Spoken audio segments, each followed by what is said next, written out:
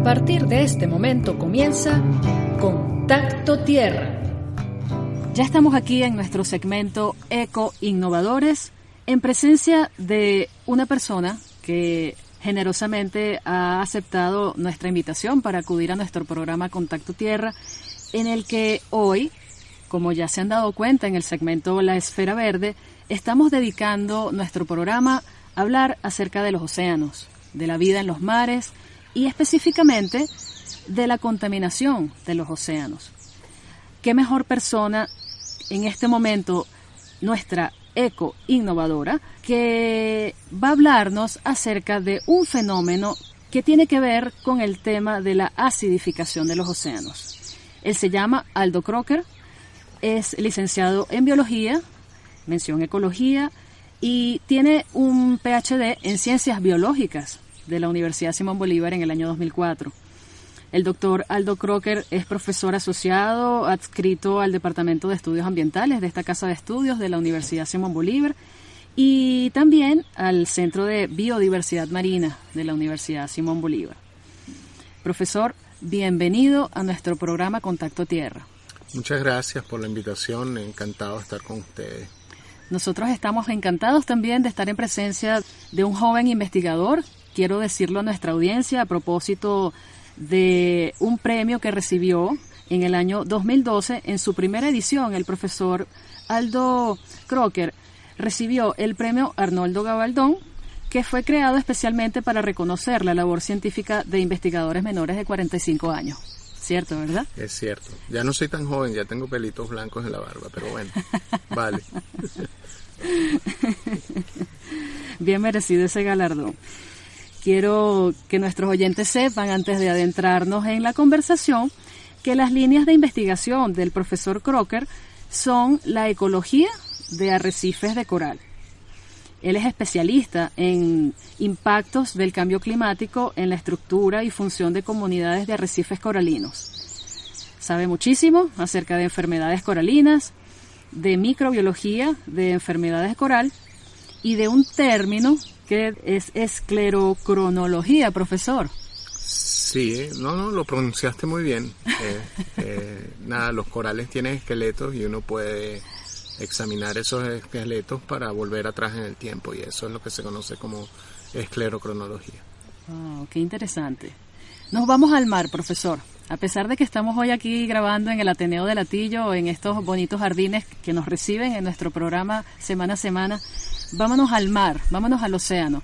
Y vamos a empezar a comentarle a nuestra audiencia, ¿qué es esto de la acidificación de los océanos?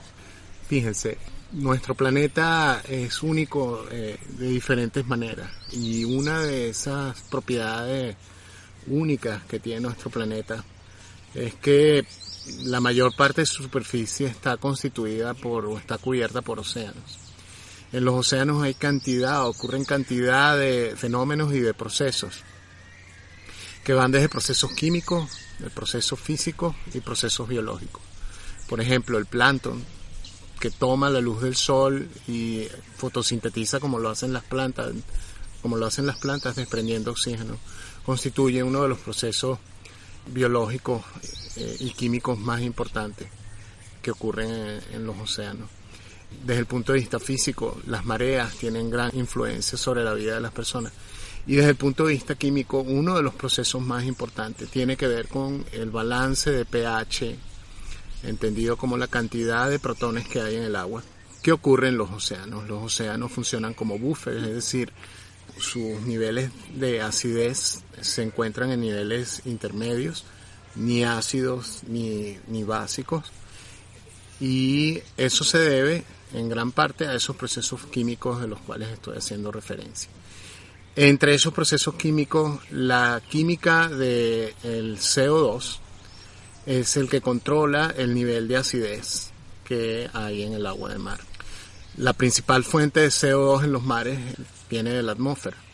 Estos procesos químicos, físicos y biológicos a los cuales hago referencia están íntimamente relacionados con lo que pasa en la atmósfera.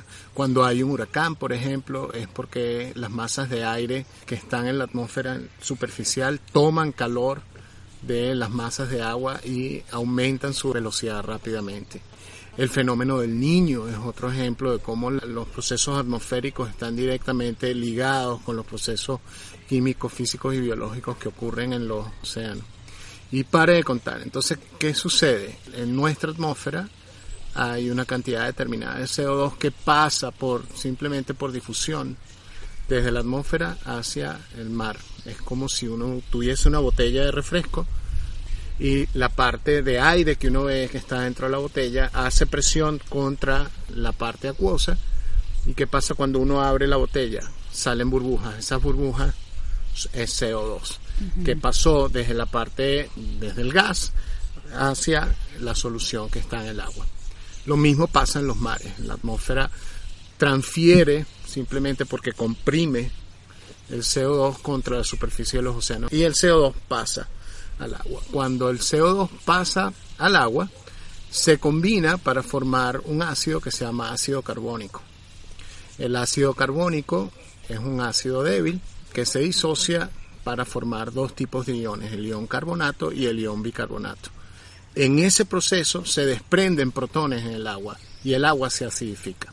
Ese ion bicarbonato es importantísimo porque genera el ion carbonato que toman los organismos calcificadores, que son muchos en los océanos, para combinarlo con el calcio que está en el agua para formar un compuesto que se llama carbonato de calcio, que es lo que la gente puede ver cuando agarra un puño de arena blanca en Los Roques o en Morrocoy. Están agarrando un puño de carbonato de calcio.